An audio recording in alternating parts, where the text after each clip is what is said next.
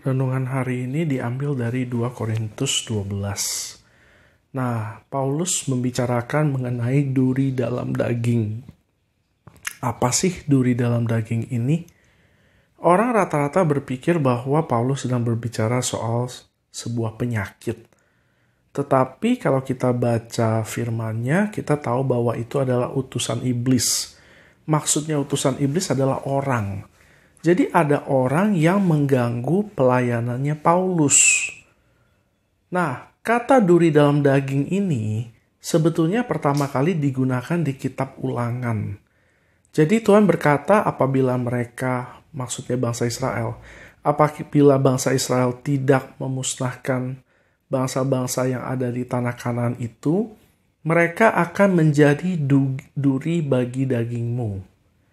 Nah, jadi kita harus mengerti, maksudnya itu adalah ada orang-orang yang berada di dalam satu tempat yang sama, yang berpotensi untuk mengganggu kita, itu disebut sebagai duri dalam daging. Jadi ketika ada tentangan terhadap pelayanan Paulus, itu disebut sebagai duri dalam daging.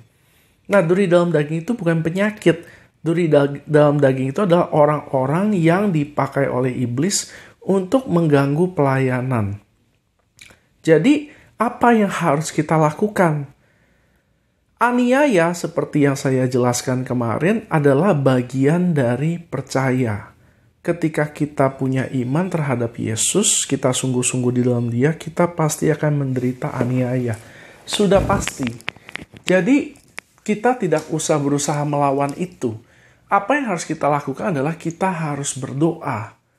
Berdoa supaya orang itu hatinya menjadi lembut dan mau percaya Yesus.